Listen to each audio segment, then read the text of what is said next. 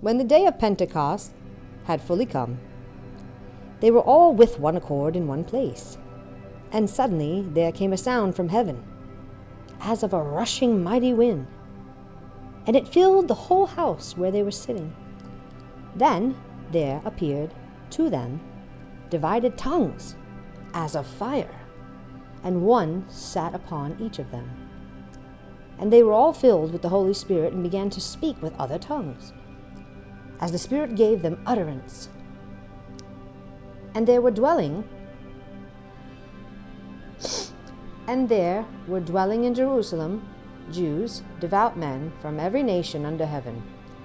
And when this sound occurred, the multitude came together and were confused, because everyone heard them speak in his own language. Then they were all amazed and marveled, saying to one another, "Look, are not all these who speak Galileans? And how is it that we hear each in our own language, in which we were born?" Parthians and Medes and Elamites, those dwelling in Mesopotamia, Judea and Cappadocia, Pontus and Asia, Phrygia and Pamphylia, Egypt and the parts of Libya adjoining Cyrene, visitors from Rome, both Jews and proselytes, Cretans and Arabs, we hear them speaking in our own tongues the wonderful works of God. So they were all amazed and perplexed, saying to one another, "Whatever could this mean?" Others, mocking, said, "They are full of new wine." But Peter, standing up with the 11, raised his voice and said to them, "Men of Judea, and all who dwell in Jerusalem, let this be known to you, and heed my words. For these are not drunk, as you suppose, since it is only the 3rd hour of the day. But this is what was spoken by the prophet Joel. And it shall come to pass in the last days, says God, that I will pour out my Spirit on all flesh. Your sons and your daughters shall prophesy. Your young men shall see visions. Your old men shall dream dreams. And on my men servants and on my maid servants I will pour out my Spirit in those days, and they shall prophesy.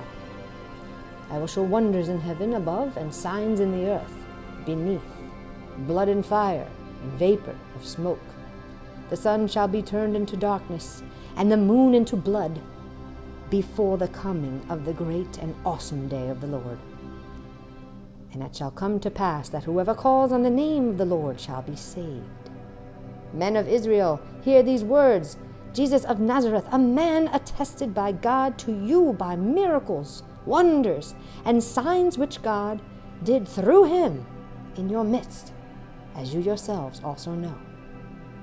Him being delivered by the determined purpose and foreknowledge of God, you have taken by lawless hands, have crucified and put to death, whom God raised up, having loosed the pains of death, because it was not possible that he should be held by it.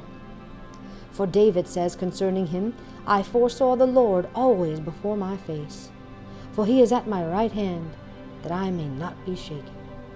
Therefore my heart rejoiced, and my tongue was glad. Moreover, my flesh also will rest in hope. For you will not leave my soul in Hades, nor will you allow your Holy One to see corruption. You have made known to me the ways of life. You will make me full of joy in your presence.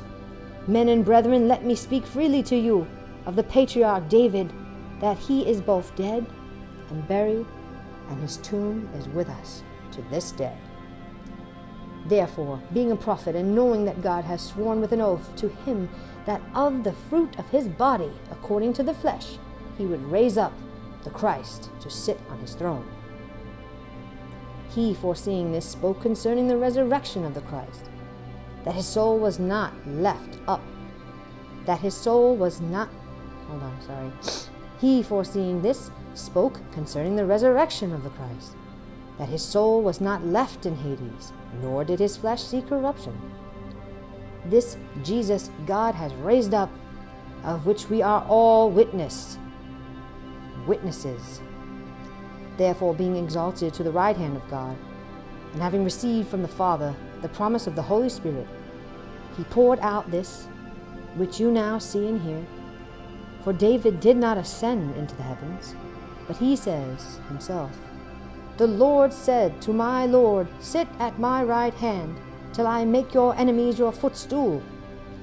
Therefore let all the house of Israel know assuredly that God has made this Jesus, whom you crucified, both Lord and Christ." Now when they heard this, they were cut to the heart, and said to Peter and the rest of the apostles, "Men and brethren, what shall we do?" Then Peter said to them, "Repent, and let every one of you be baptized in the name of Jesus Christ, for the remission of sins, and you shall receive the gift of the Holy Spirit. For the promise is to you and to your children, and to all who are afar off, as many as the Lord our God will call." And with many other words he testified and exhorted them, saying, "Be saved from this perverse generation." Then those who gladly received his word were baptized, and that day about 3,000 souls were added to them. And they continued steadfastly in the apostles' doctrine and fellowship, in the breaking of bread, and in prayers. Then fear came upon every soul, and many wonders and signs were done through the apostles. Now all who believed were together and had all things in common, and sold their possessions and goods, and divided them among all, as anyone had need. So continuing daily with one accord in the temple, and breaking bread from the house to house, they ate their food with gladness and simplicity of heart, praising God and having favor with all the people. And the Lord added to the church daily those who were being saved.